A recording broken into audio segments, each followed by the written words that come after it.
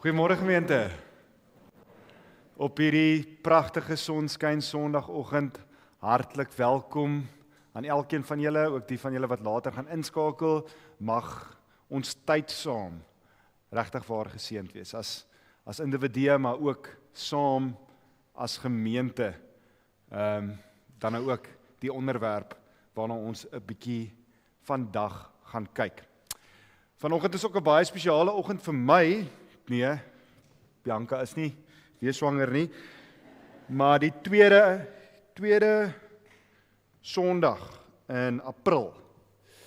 Want ek is dan nou hierdie Sondag 10 jaar in die gemeente. My intreepreek. En wat 'n voorreg om te kan deel wees van Onderreservier se reistog in die pad wat die Here met die gemeente stap. Gemeente, net 'n paar afkondigings, maar net om vir julle 'n bietjie agtergrond te gee van hoe die erediens gaan verloop. Ons het 'n paar afkondigings en dan het ons 2 kinderliedjies wat ons saam staande gaan sing, waarna ons die dankoffers gaan inneem en dan het ons die rooi trein daarna en dan gaan ons as gemeente nog so 3 liedere saam sing. Ons het die hartklop, asseblief julle kyk daarna 'n paar hoogtepunte wat ek wil uitlig. Eers is die gemeentekamp. Die van julle wat al by Goudini Spa was, julle sal weet dis 'n verskriklike lekker plek. Ons het vir die eerste keer hierdie jaar na die kids daar is ook sê geweet oom? Sorry. My kop is by Goudini Spa. Montetjie. Die van julle wat al daar was, weet ook dit is ook 'n lekker kampterrein. Hierdie jaar is die eerste jaar na die kids by ons is wat ons genoeg waagmoed het om ook te gaan kamp. So dis die 23 tot die 25ste Oktober by Montetjie Karavaanpark. U maak die eie besprekings en dan laat jy ons asseblief net weet indien jy saamkom, as ons dit dan net deel kan maak van ons voorbereiding en ons beplanning as ons 'n klein ritmetjie wil inwerk in hierdie naweek in. Ons het op die 3de bladsy het ons ook die feesjaar stories, die bundel wat ons wil saamstel, kort ons julle insette. So die van julle wat al saam met die gemeente reis, enige verhaal wat ons kan vier vir ons 25 jaar se feesjaar bundel, laat ons asseblief weet. Skryf 'n stukkie of stuur vir ons dan ook, as jy nie 'n storie het nie, foto's. As jy vir ons foto's kan stuur, dan sal ons dit ook baie waardeer om net so die 25 jare van seën te kan vier. Ons begin weer vanaand met 10 Tricks, so enige persoon is welkom by 10 Tricks.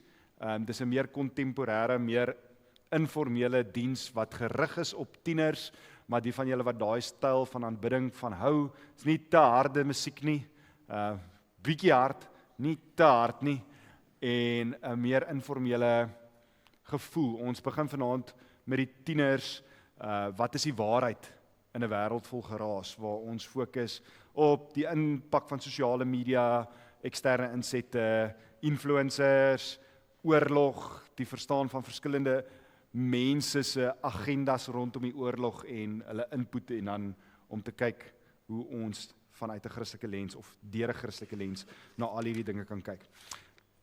Gemeente, kyk asseblief in die hartklop. As u nie die hartklop ontvang nie, moet u asseblief net in kennis stel sodat ons vir julle op die WhatsApp groepie kan sit.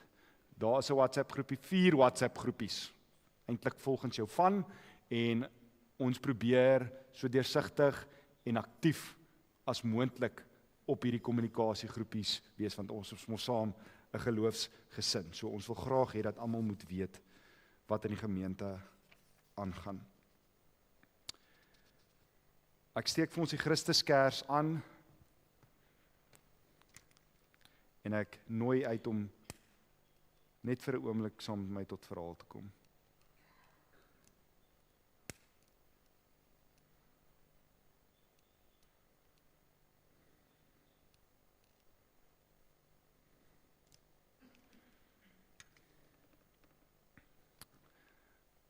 Gemeente, genade, vrede en liefde van God ons Vader en ons Here Jesus Christus deur die kragtige werk van die Heilige Gees.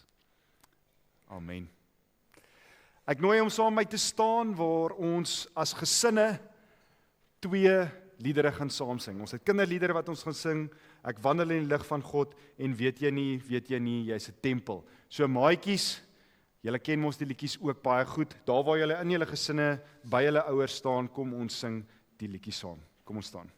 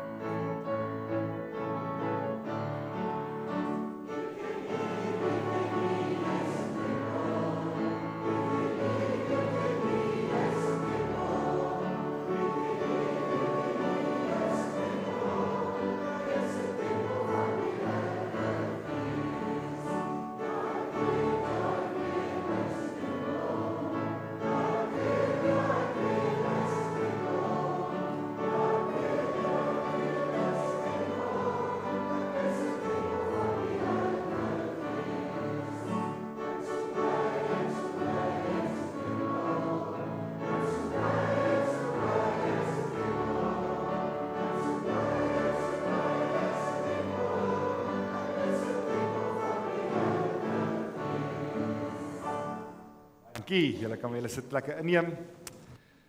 Op daai noot is dit dan ons geleentheid om Here te dien met ons dankoffers. Baie dankie, dienswerkers.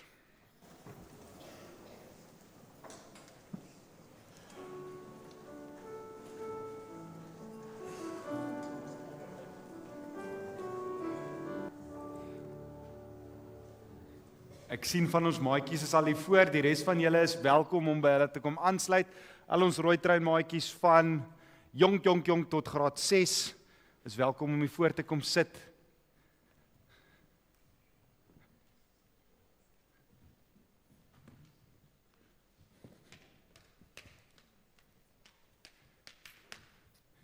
OK, môre julle. Hoe gaan dit? Goed. OK, ek is bly om te hoor dit gaan goed. Ek wil gou hoor, wie van julle is baie sterk? SP, OK. Sê gou vir my, hoe weet mens iemand is sterk? Jy eet te veel kos? Ja. As jy iets swaar kan oplig, ja.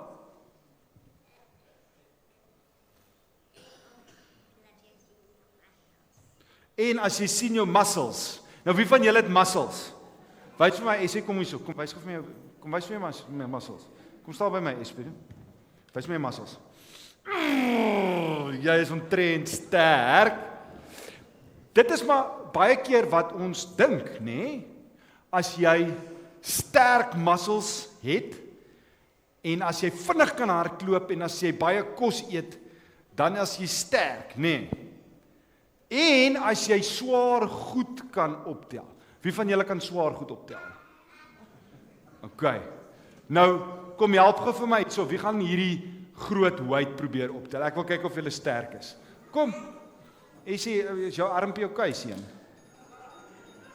OK, probeer hom optel. Al 2 handjies. Pas op jou voete. OK, sy bietjie swaar. OK, probeer jy? Kom probeer jy? Pas op jou voete, al twee hande. Amper. OK, probeer jy? En dan nog een maatjie. Lanai, kom dit probeer jy. Kom ons gee vir hom 'n hande klap. OK, Lanai.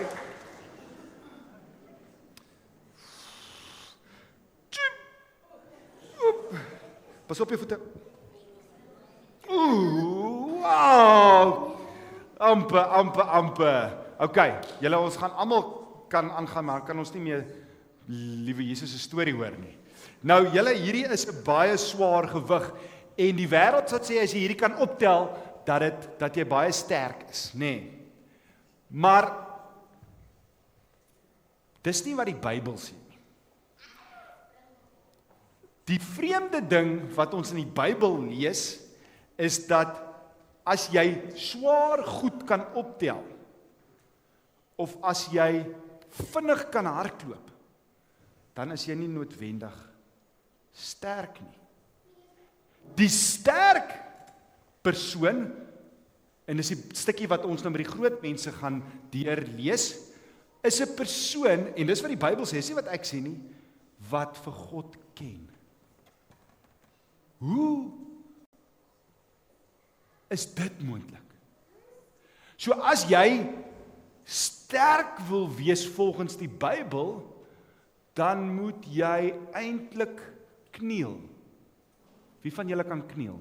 Kniel gou saam met my op julle knie. Gaan so op jou knie.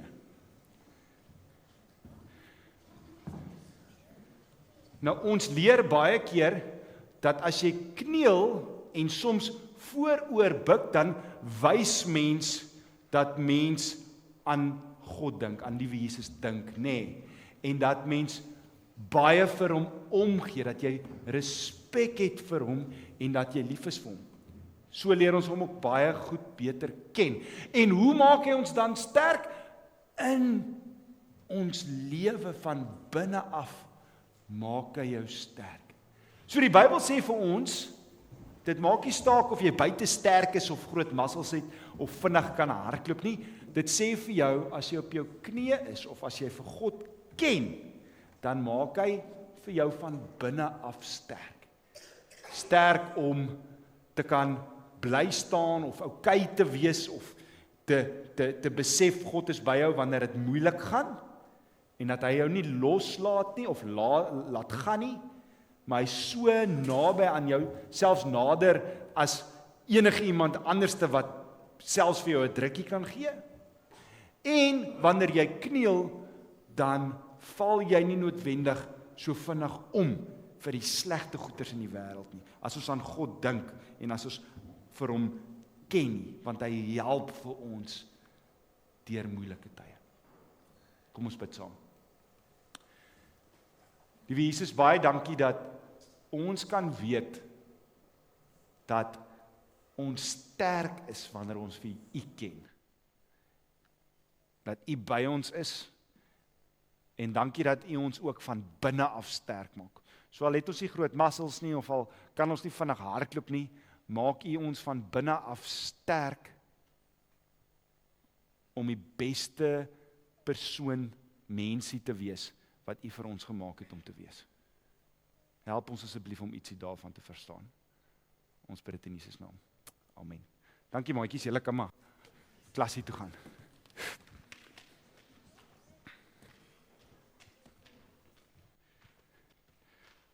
Gemeente, kom ons staan vir ons 3 liedere. Ek wil Here loof, 'n bietjie meer tyd, die heel beste rede. Kom ons staan.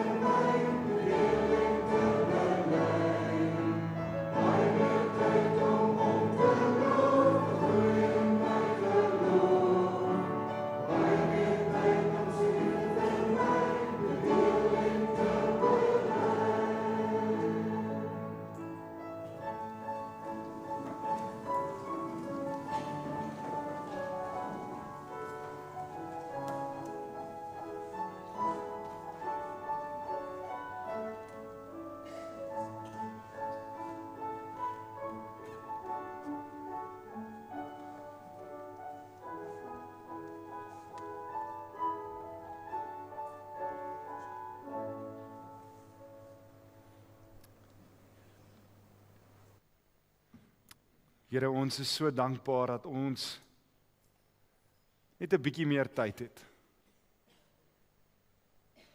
Bietjie meer tyd om U te loof.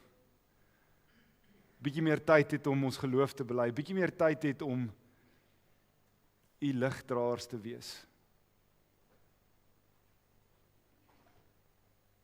Here, ons vra U of ons regtig waar te help verstaan wat 'n groot voorreg, maar ook massiewe verantwoordelikheid dit is.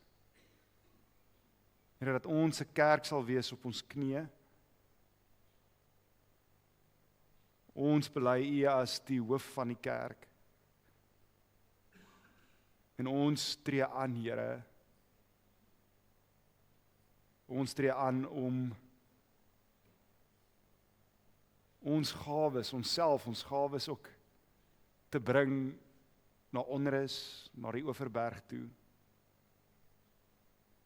om ietsie van U tentoon te stel. Ons vra ook dat U nou die woord sal oopbreek in ons harte in Jesus naam. Amen.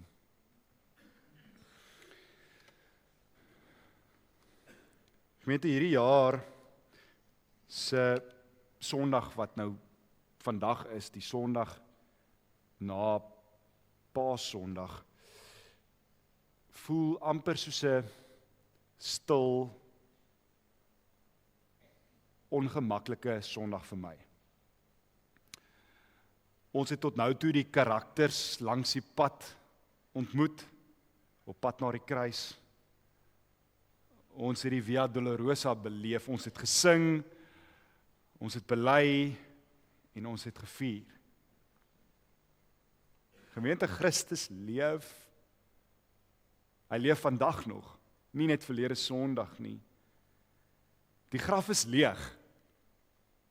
Tog, wanneer al hierdie stof en celebration, die viering van Jesus se opstanding uiteindelik gaan lê, bly daar 'n vraag wat nie sommer verdwyn nie. As Christus werklik opgestaan het, waar sien mens dit? Waar word dit sigbaar? Waar slaan die tekkie die teer? Waar raak dit tasbaar? Meer spesifiek, waar sien 'n mens dit in die lewe van die kerk? Want as ons eerlik moet wees, bevind ons onsself in 'n postmoderne konteks waar die kerk dopgehou word soos nog nooit vantevore nie. Die kerk is onder 'n vergrootglas geplaas en ongelukkig is die meeste kritici nie noodwendig aanhangers van die kerk nie.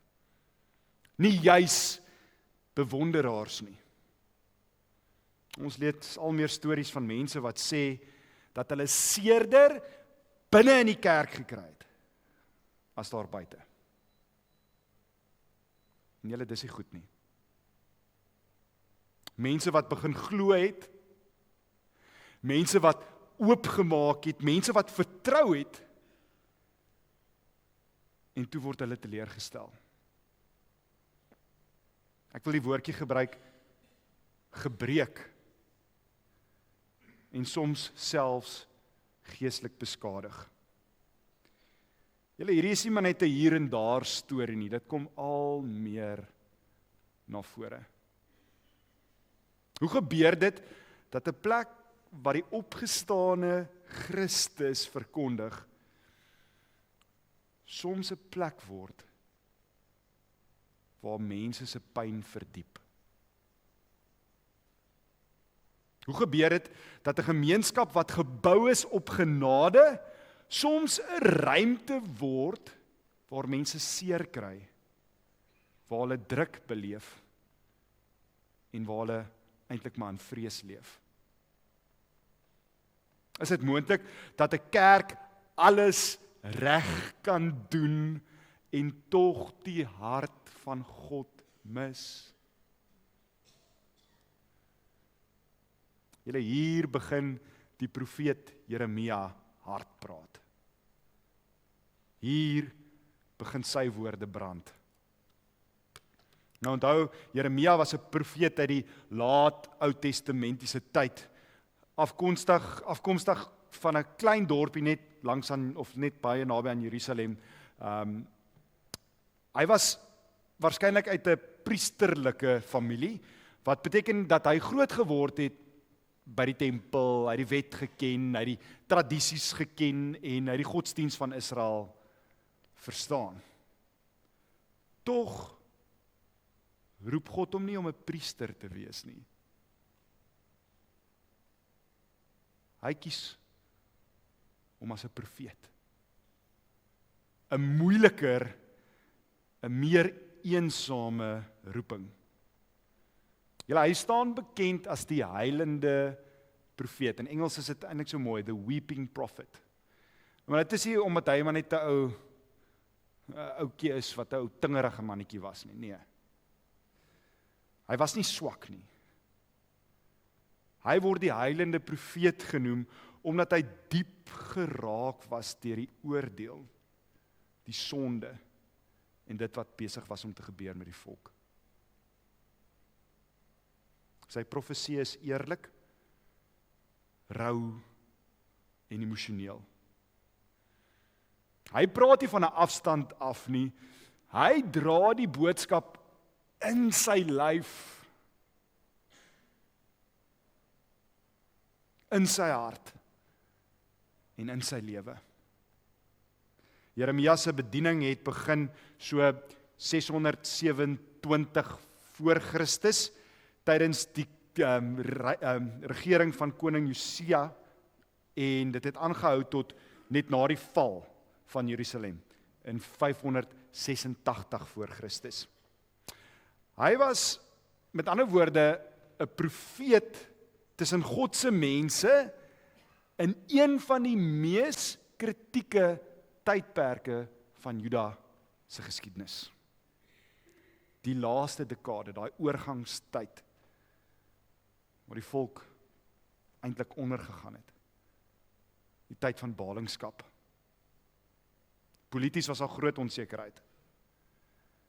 En geestelik het die volk al hoe meer, al hoe verder van God af begin wegbeweeg.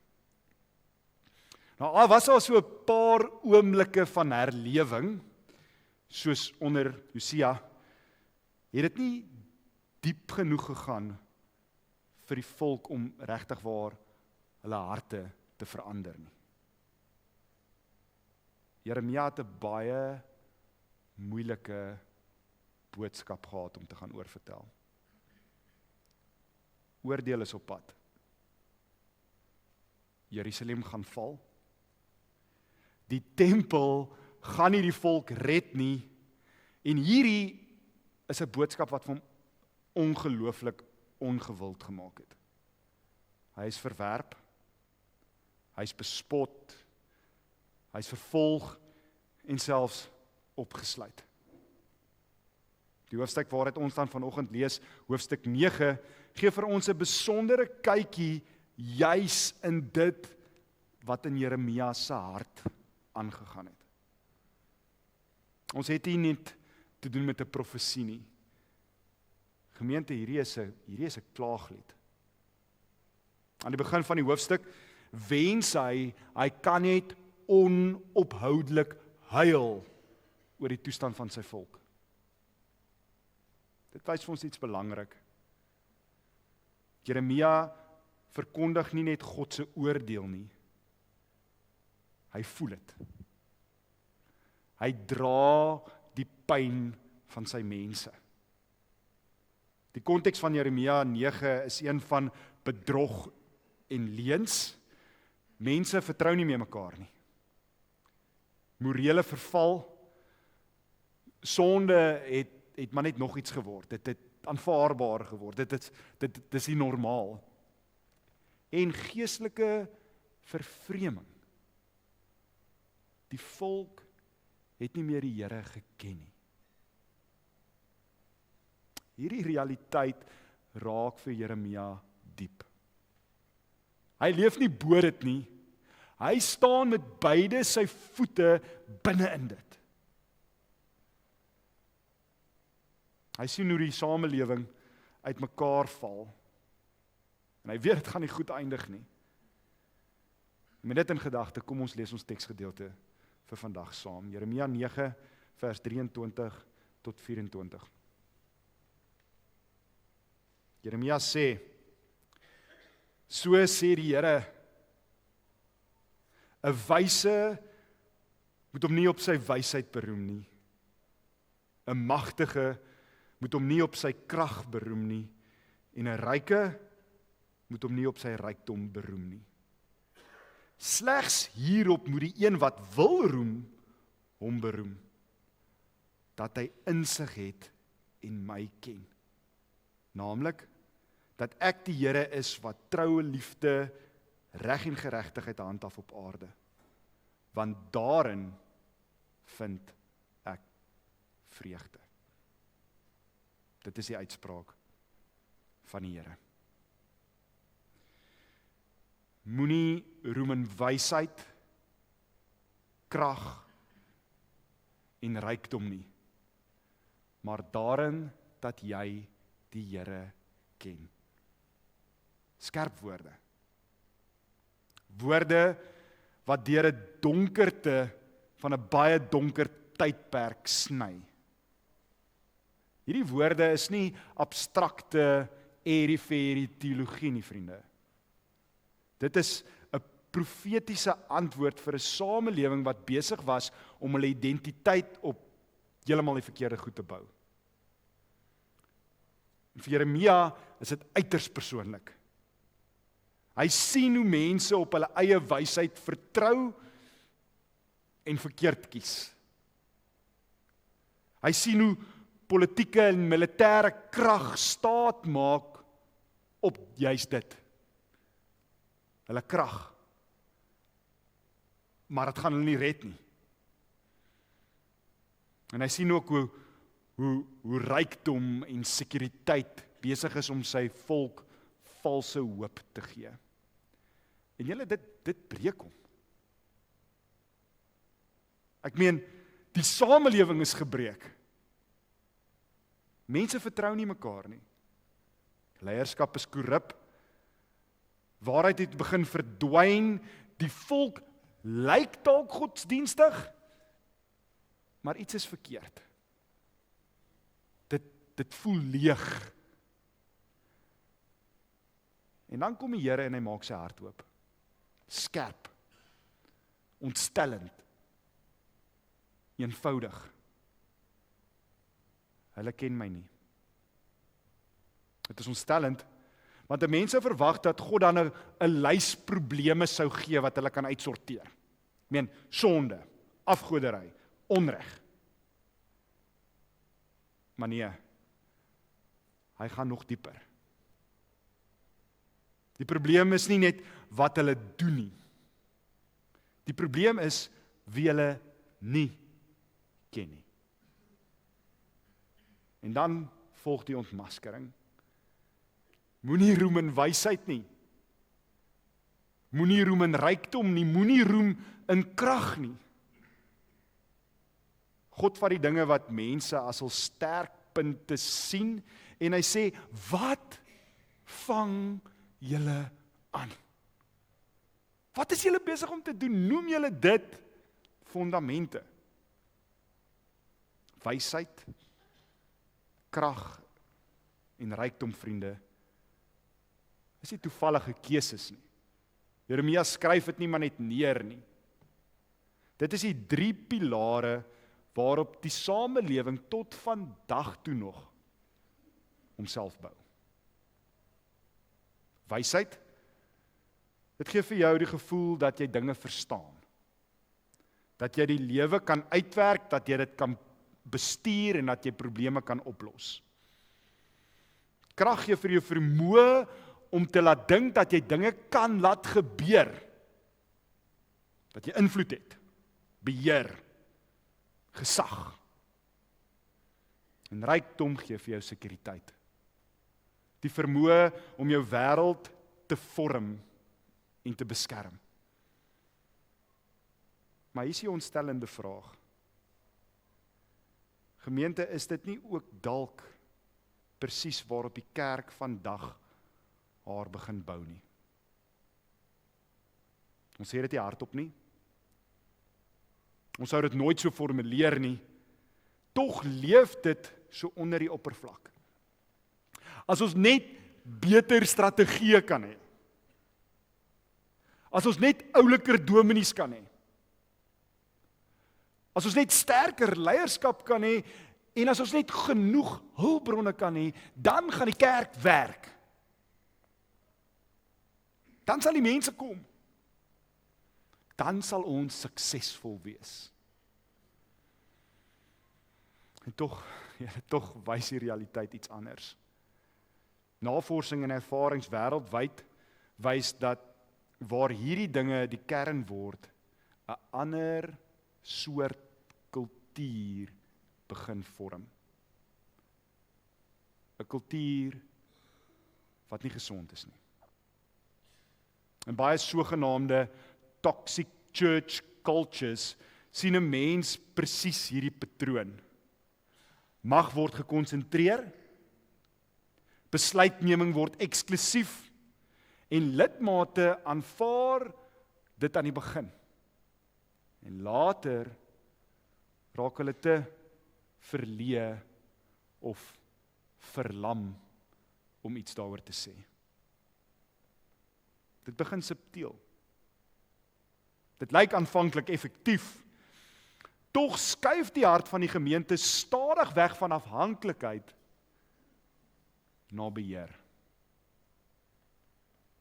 En sonder dat iemand dit noodwendig beplan het, het iets gevaarliks gebeur. Die kerk het ophou kniel.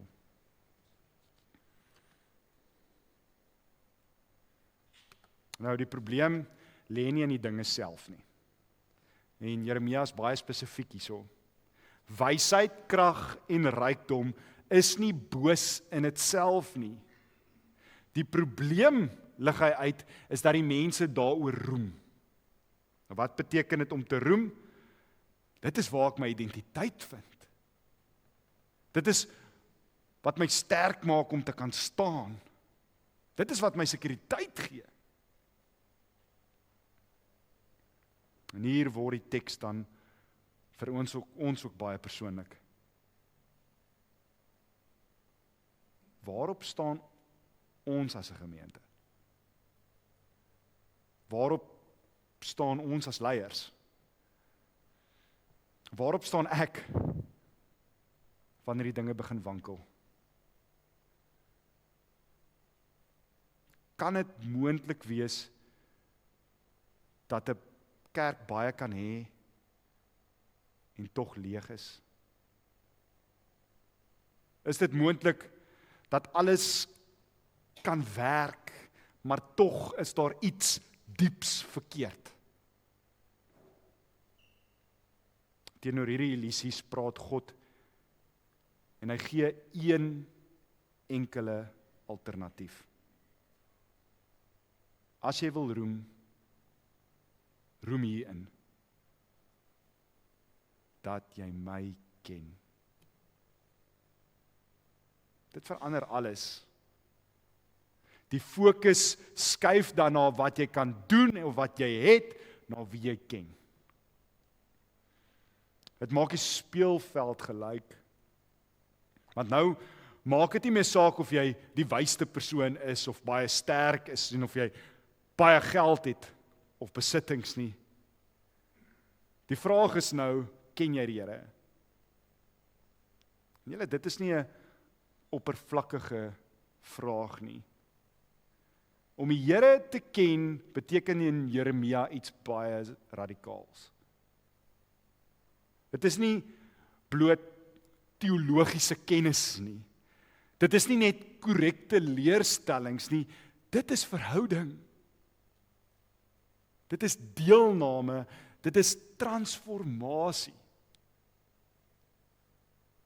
En dit wys sigbaar in hoe mens ander mense behandel.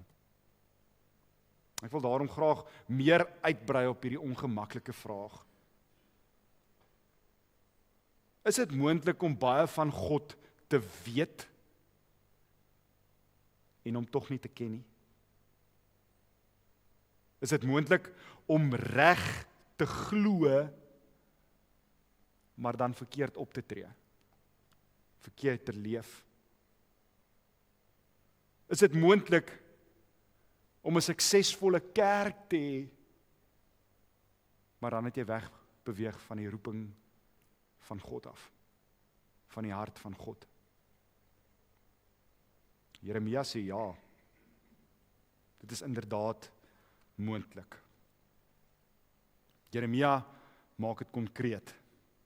Om God te ken beteken om te weet dat hy God is wat troue liefde bewys, reg laat geskied en geregtigheid bring. Hierdie 3 dinge is nie net beskrywings nie. Dit is God se hartklop. Ek noem dit net weer. Troue liefde. Dit bewys hy. Reg laat geskied en geregtigheid bring. Hy sien die kwesbare raak. Hy tree op waar onreg is en hy herstel wat gebreek is. En dan kom die lyn wat amper alles so bymekaar bring. In hierdie dinge vind ek vreugde. Hoe crazy is dit om die emosie van God hier raak te sien? In hierdie gebroke konteks van die volk van God, sê hy vir hulle, in hierdie goed, hierin vind ek vreugde. Dit is wat God geniet. Julle, dis nie groot strukture nie, dis nie indrukwekkende programme nie, dis selfs nie eers 'n uiterlike suksesvolle kerk nie. Hy vind vreugde in liefde, dit wat reg is en herstel. Wanneer ons hierdie teks na Paasfees lees, dan kry dit nuwe diepte.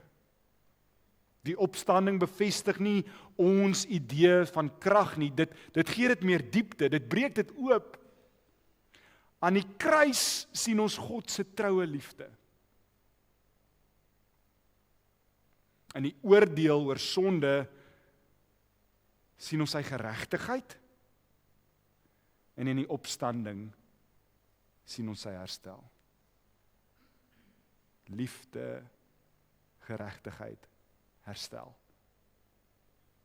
Die wêreld sien swakheid, God bring redding. Die wêreld sien nederlaag, God bring oorwinning. En die ironie is, die kerk glo dit, maar leef ons dit? En wanneer die kerk ophou kniel, begin sekere patrone vorm. Hierdie patrone is vandag verskriklik goed gedokumenteer.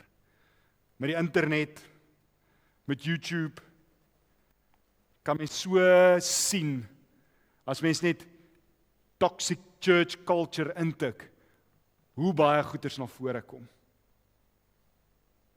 In baie gevalle sien mense sterk, amper onaantastbare leier en leierskapsstruktuur.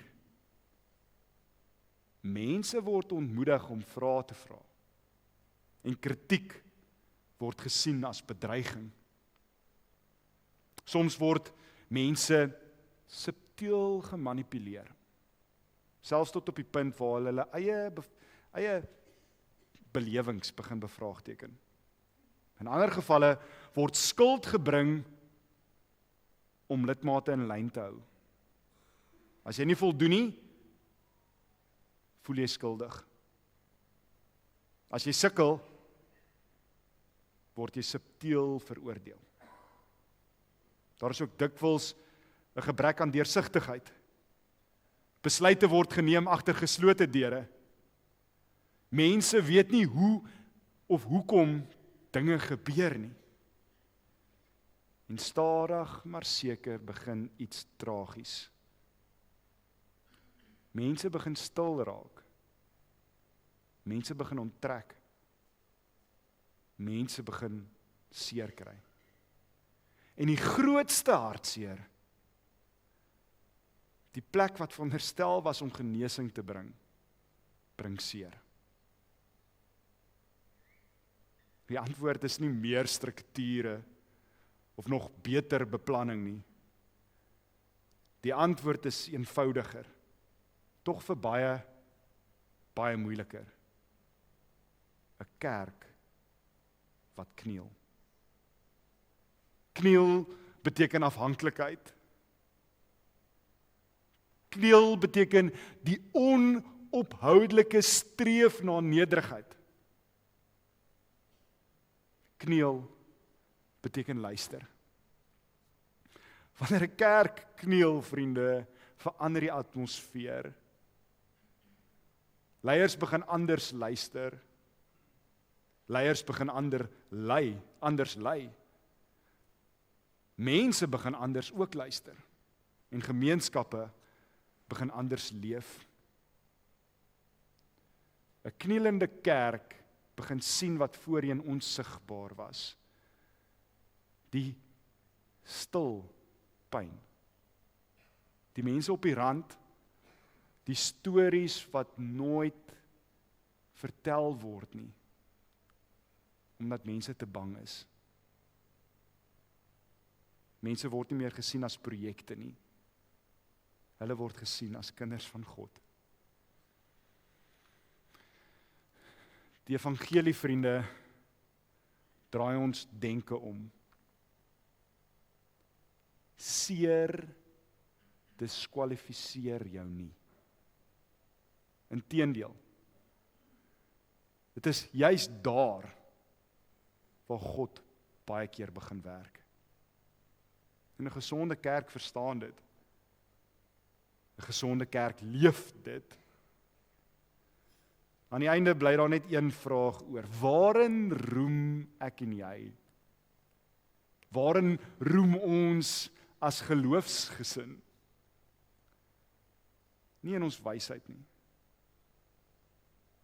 Nie in ons krag nie. Nie in ons rykdom nie. Maar daarin dat ons die Here ken. Wanneer ons die Here ken, begin ons beweeg in sy skadu.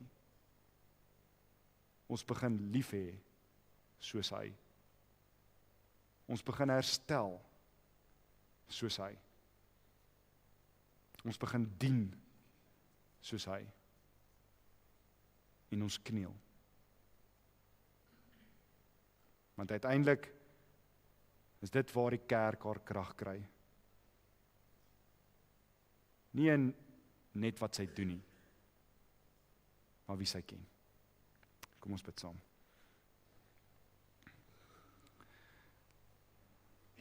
Here, ons is so dankbaar vir Onreserveer gemeente. En ons is so dankbaar om U te kan ken. En ons vra, Here, dat U ons sal help in ons ywer om nooit te gaan slap lê en om meer uit te vind oor U nie. Want ons onsself keer op keer beskikbaar stel om deur U gevind te word. Dat ons onsself oopstel om deur die Gees te besef hoe U oor ons voel, en dat dit ons transformeer, ons manier van kyk na ander bepaal, en die manier hoe ons ander liefhet bepaal. Ons bely opnuut ons afhanklikheid, Here. U is so goed vir ons gemeente. En ons is so dankbaar vir die genade. Ons bid dit in Jesus naam. Amen. Gemeente, kom ons sluit met ons slotlied vir vanoggend, soos 'n wildsbok. Kom ons sing dit staande saam.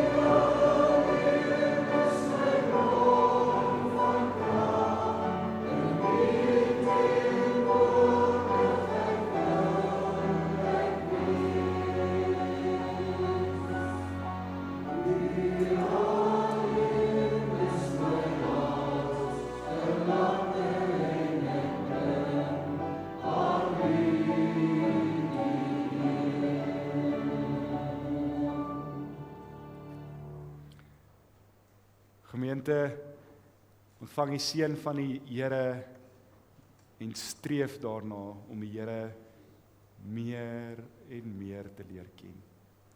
Mag die genade van ons Here Jesus Christus, liefde van God ons Vader en die troos van die Heilige Gees met elkeen van ons wees. Amen.